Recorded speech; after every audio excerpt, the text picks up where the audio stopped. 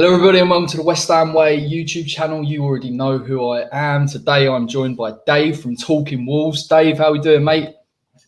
I'm good, mate. How are you? I'm all right. Yeah, a bit gutted with the Arsenal result in the end, but I've got over it now. Beat Hull City 5-1, so my spirits are kind of scarily optimistic, but I know what's coming on Sunday, so I'm sure we'll touch on it. Yeah, I mean that was a good win for you boys. I mean, we got knocked out against Stoke in the cup, really. So there was a lot of big results yesterday. A lot of Championship teams got put to the sword. So I was a little bit jealous, really. But all eyes on the league anyway. Yeah. I mean, we got Everton next round, so I'm a bit like we got David Sullivan moaning because he's got to pay 50k to get us up there. So I'm not holding out too much hope. Yeah, mate. I mean, let's touch on the Man City Wolves game because I've done my homework. I watched it. Obviously, Wolves didn't really look at it first half.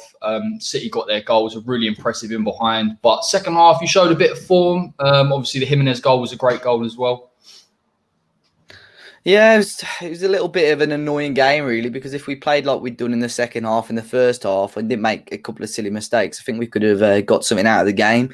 We've got a pretty decent record against City. I think they've only beaten us once in the last 4 attempts in the league. So, and we got the double over them last season. So we've got pretty good form against them, but.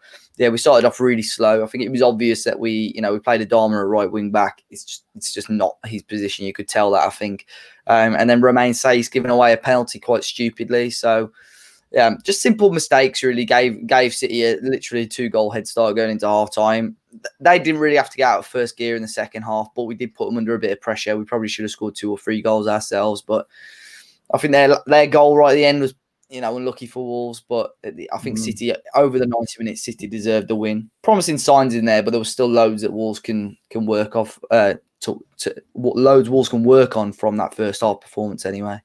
Yeah, I am going to touch on Adama Traore because he's a nightmare at the best of times. But you are right. I think against I think it was Sheffield United, he was playing in a much more advanced position and he was causing them some serious problems. But then you see him go back to that right wing back and he's not getting forward. He can't really affect the game. But I did think he had Mendy on ice a few times, actually, when he started to push up. So it's going to be a nightmare down that left-hand side come Sunday. Yeah, I mean, Adama, at the time, obviously, we sold Matt Doherty and it's taken us ages up until yesterday to bring in Nelson Semedo as a right-back option. Our only other right-wing-back option was a young lad called Oscar Burr, who's not really Premier League ready. And we played Adama a couple of times at wing-back last season when we won the Asia Trophy in the pre-season last year. He played against City at right wing-back, Adama did. He played against City again at the Etihad, and we went on to beat them 2-0. So I knew he was capable of doing it, but against City, he was just at times last season, I know everyone raves about Adama Traore because on the ball, he's unbelievable, but mentally, it's as if, sometimes you're watching players as if he's never played football before. It's like some of the stuff he does is ridiculous. So I knew against City it was going to be one of two Adamas, really. Unfortunately, in the first half, I thought it was the Adama, which wasn't great. His positioning was all over the place. But in the second half, when he got the ball, started to stretch his legs a little bit, like you say, Mendy, he had Mendy on toast at times. So, yeah, now we've brought Nelson Semedo in. Obviously, Adama can play further forward now. So he might start a right wing, unfortunately, for West Ham anyway. Do you think he gets in? Because I've watched Neto and Podence. Obviously, it's now come to the fore, and I think I watched a bit of him in the Europa League, and his finishing wasn't quite there. And even with the Manchester City game, he was getting in behind, but he nutmegged De Bruyne and he got his assist. So for Wolves fans, is he that player that you think he's going to be that starter, and maybe Adama's got to try and work for his place in the team? It's going to be an interesting one because obviously Podence and Neto have started both games now. I really didn't expect them to start. I thought Nuno would change the formation at City, but he went for it. And Podence and Neto have played, and they've both sort of played well. I remember last season, Podence really struggled to break into the team when he first signed, and we played Everton after lockdown, and it was the first time we saw those three, like Jimenez, Neto, and Podence as a front three, and he absolutely smashed Everton. It was one of the best performances I'd seen last season. Adama, you probably would say in the long run, is better as a super sub. So I think it would be unfair to chuck Neto and Podence out of the team. So we may see Adama start on the bench and then maybe come on at halftime or just after halftime, depending on how we're getting on. So it'll be interesting. I think if Nuno dropped either of them to allow Adama to start, it would probably be Neto, because I think Podence has started off the season quite well. Already got more assists this season than Jota did the whole of last season. So I know a lot of Wolves fans were disappointed when Jota left, but he only got 1 assist last season, and Podence has already got 2 in 2. Yeah, do you know what, though? Fair play to you lot, because you've lost some key players. You've lost Doherty, obviously, at right wing back, who's a massive presence getting forward as well. He chalks up a few goals and assists. Jota, I mean, at times can be unplayable. Like, his pace in behind, he can beat defenders. But you've replaced these players. You know, he's sort of Nuno's thought a little bit in advance. He's brought players in. Obviously, Podence is one of those. And it doesn't actually look like you've been affected too much. And, you know, the window, I think it's closing in 10, 14 days or something like that. I mean, you've still got time to bring in players if you need. So it's probably been quite a good window for you lot. I'd say so. I think a couple of fans were really disappointed when we sold Doc, especially because there was just no replacement on the horizon, and we were going into the season with no right wing back. We've spent a lot of money, but we've actually spent the exact same amount that we've received, really. So it's not like we've broke the bank for these signings. We managed to get, obviously, Helder Costa's moved to Leeds, turned permanent because he was on loan last season, and then we got a huge bonus because they got promoted as well. And just sold a lot of players like Costa, like Cavallero, who left last January to Fulham, and then Jota, who we got a lot more money than I expected for, to be honest, because he just sort of Podence had come in ahead of him in the team as well, and still pick up 45 million, which, you know, we've times 3 our money over the last 3 seasons on Jota. We signed him for about 15 million, so we're in a good place financially, and we've spent a lot of money on Fabio Silva, who's a bit of a gamble from Porto, for about 35 million. And I don't think he's going to set the world alight this season. I think he'll be someone that over the next 2 or 3 years we'll see a lot more of. But Nelson Semedo as well, I think he's a great signing, obviously, from Barcelona. Some Barca fans, I think, are happy with the fee that they've got. But I do compare it with some of the wing backs or full backs, you know, in English football at the moment, and the fees like your Chilwell's going for 50 million and so on. I think it's not a bad deal really for Wolves. So yeah, looking forward to seeing how he can get on, and I'd expect he'll start on Sunday against West Ham. Yeah, the formation, mate, it's a big concern of mine, because we typically struggle against you lot when you start playing the wing backs, and obviously even against City, I know you lost, but that attacking potency, you know, Jimenez as well. I mean, although he lacks pace, I think he can link up. You know, he works really well with Podence and Neto, like his aerial ability as well. I mean, it's difficult to box him in because he's around players as well that have got the pace that can cover for him. It just seems like Wolves, in terms of how they set their team out, are very well balanced.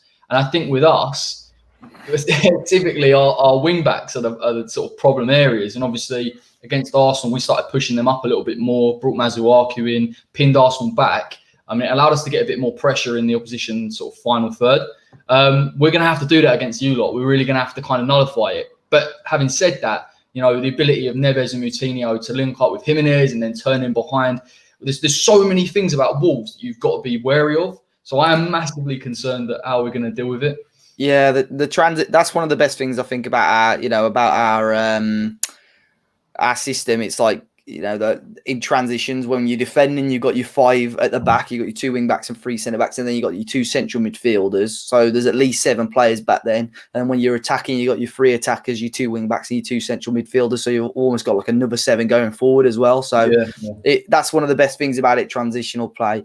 The only thing is, obviously, as soon as, you know, you need I mean, the left and right centre-back can get the wing-backs out of jail every now and then. I think Bolly has struggled the last couple of weeks, and it's shown his weaknesses at times, but I think that's mainly because of Adama at right wing-back. It'll be interesting to see how he gets on with Semedo, who's more natural in that position, really. But, yeah, it's a formation that Nuno started when he came in, and he's literally never changed it since. We've never seen 4 at the back, ever. Even if we're losing games, we've never seen it. So he's pretty strict with that system. We've changed it with, you know, maybe dropping another body in midfield, but we've always seen the flat back 3 with the wing backs. He's never changed that. So yeah, I think this season he's trying to change it up a little bit to try and go more attacking and stuff. So it'll be interesting to see how that works out this season. Yeah, and especially like Moutinho and Neves, I think they're overlooked massively in terms of that system. Like, people see them as very good at dictating the play, like really good passing range, but I think they've just got that vision, that ability to get that ball very quickly to Jimenez. And in the minute you do that, you can take up the midfield, which is why I want West Ham with Rice and Soucek to just sit in front and just be really tight, because Wolves have got that ability to come short and then go long, and then obviously the overload with the wing backs. Like, that is actually an area that we can get ahead of you if we put bodies in there and try and sort of win it early. Yeah, and I think like Neves and Matinho, their work rate is unbelievable. Like you don't expect it. Like Matinho, you'd expect now his legs to start going and stuff like that. And he's looked a bit tired the first couple of games of this season, but last season he played over 50 games. And obviously when we were allowed in the grounds, just the work rate that those two, it's like moving side to side on the pitch, but like full pace all the time. And it's such a demanding role. I don't think people expect it. But then you add obviously their technical ability onto that as well. I think we're quite lucky to have two players like that, and then you've got the likes of Dendoncker you can throw in there as well, who's got that engine on him. So yeah, it's quite a good system, and we're quite lucky to have the players that we've got really. Absolutely gutted Dendoncker went to you lot. I think we tried to sign him a couple of years ago, and I was like, oh god, we tried to sign Traore as well while we were looking at him. So definitely missed out on that, and it was interesting. Dendoncker come on the other day as well. It's like you've actually got genuine squad depth. It seems that's why you're able to go. I know Nuno doesn't like to rotate it too much, but every now and then he'll rotate those wing backs. I think Vinagra's now coming on the left-hand side. So, I mean, do you expect them to play the same team that they did against Man City, or do you think he's going to try a different look against West Ham? I think the formation will be the same. A few personnel could change. Vinagre obviously came on Monday because Marcel, a guy we bought from Lyon, he got injured quite early on. So it'll be either one of those two at left wing back. I'd assume and expect Semedo to come straight in at wing back. And then the main difference really is if Adama comes into the front three. So it'll be an interesting one with that front three, really. Yeah, I mean, the only weak point that I think we can get at you, to be honest, is Roman size, because he gave away the penalty a couple of times as well. He pushed up when Wolves were trying to push into Man City's sort of half. That was weird. That was that thing, because we've never done that before, and Bolly did it as well. Where it is all, I don't know if this is part of Nuno's new plan. The two centre backs just drove forward, and it literally, I don't know if it's a system because Connor Cody just sat really deep, and it's as if all they had to do was play a ball over the top, and Cody's playing everyone on side. So I'm not sure what that was about, really. We never did it before, but I noticed it a lot on City, the way those defenders just started to push up. So, yeah, that'll be an interesting one. But, yeah, out of the defenders, if you're going to pinpoint a weak spot, it probably is Sace, to be fair. Yeah, because, don't get me wrong, obviously, in the air, he's dangerous, going forward and things like that. But it was just interesting because I normally think of Wolves, and they've obviously got Bolly and Cody, and they've obviously got the wing-backs then sitting deep. It's hard to get in behind them, but obviously, as a West Ham fan, I think if we put Antonio on him or Jared Bowen and just try and get in behind and push a little bit on him, we can try and hit you on the counter. I mean, I'm hoping you play that way, because there's nothing worse than watching Wolves and they just play deep and you're just waiting for them. Literally, yeah. Yeah, because we want to go for it. The impetus is on us now, and I wonder whether we've lost to Newcastle's massively disappointing better performance against Arsenal. Whether Moyes will start to think I've got to try and get something here, maybe a 3 points, or whether he'll just try and get a draw. Because I personally think a draw against Wolves is a good result, but we need all the points we can get at the moment. Yeah, it'll be interesting. I think we'll go for it. I think sometimes it takes Wolves a little while just to suss out the game. So the first 10, 15 minutes, we might sit deep, allow West Ham to have a little bit of the ball just for us to go into the game. But I think Wolves will be confident because obviously I think since we've been promoted, we've beaten West Ham all 4 times and you guys haven't scored a goal. So I think there is a little bit of pressure for us to keep that up.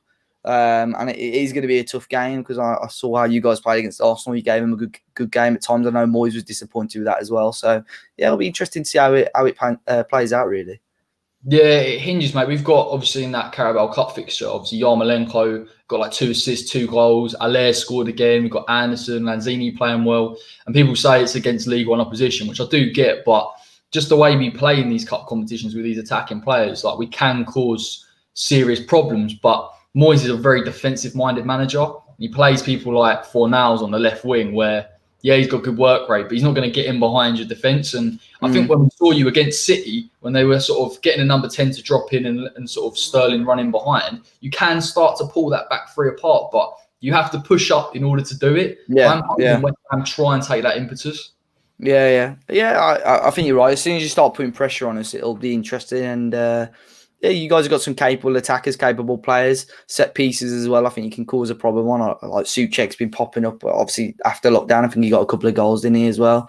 So yeah, it'll be interesting to see how you guys get on and how a couple of our new boys settle. But I'd assume in terms of setup for Wolves, it'll be very similar to how we played against City anyway. Yeah, I mean, mate, after this game, what are your sort of hopes for this season? Because yeah, like you said, like a couple have gone out, a couple have gone in. It's quite a good balance. In fairness, you haven't gone and spent loads of money. Is it aspirations to get back into Europe again, or are you happy just to kind of stabilise in that 8th place? I think for Wolves, the aim will be to get into Europe. I think it's got to be top half, top 8, top 7 again. You know, we finished 7th for the last 2 years. We should have got Europe last season. You know, we dropped points in crucial areas last year, especially after lockdown. Really losing to Sheffield United, last minute goal which could have been avoided. Burnley, we conceded a last minute goal. So just a point out of either of those games, 3 points out of the Burnley game, we were close to getting. Would have got us Europe. Spurs beat us to the Europa League on goal difference. I think the aim will be this season to get back into 7th. And we haven't got any Europe to worry about. We've not got the Carabao Cup to worry about. You know, as we spoke earlier, we've been knocked out of that. So we now just got a stretch of Premier League games between now and January till we kick off the FA Cup, where Wolves can just purely focus on the Premier League. So we've got a very favourable run of fixtures between now and sort of the end of November. And if we can win, you know, most of those, I think Wolves will be in the top 6, top 7, which will be a great start for us this season. Yeah, mate. I just think it's nuts with you lot. Obviously, I know you've got money behind you. I get it. But, you know, talking as a West Ham fan and us struggling to sign anyone and all this sort of recruitment issue, you've done it right. And I don't know how you've managed to do it right in a very short space of time. Do you think that is because behind the scenes there is a good recruitment strategy, or do you give a lot of credit to Nuno and just having a very sort of stable side in the way he wants to play? A bit of both, really. I think Nuno is very pivotal to how we play. And, you know, there was worries that his contract was up at the end of the season. There was worries that he wasn't going to sign a new contract, which he has now, luckily. And at times, you know, you do get upset with him or like angry at him as a fan. All fans do, because all you care about is your team. And as soon as you start losing 3 or 4 games on the bounce, which happened last season a couple of times, you start thinking, you know, what if, you know. But then there was genuinely no other manager that I looked at that I thought could bring the same success that Nuno has out there. So, yeah, I think a lot of it goes down to Nuno, but obviously the connections that the club has and the money the club has, you know. I don't think any other club could have got promoted from the Championship and signed the Portugal #1 goalkeeper and João Moutinho as well in the same window, you know what I mean? So, and Ruben Neves in the Championship. So, you know, we've got to thank our connections there, really. But, yeah, I think on and off the pitch, the club has been ran fairly well, and that's a huge factor and a huge reason to why we're doing so well in the league. Yeah, I mean, listen, mate, thanks for coming on. I genuinely hope you lose for the first time against us. Antonio late winner or Souček just bombing onto the box. I'm looking forward to watching it. But listen, mate, thanks for coming on. Best of luck. My pleasure, man.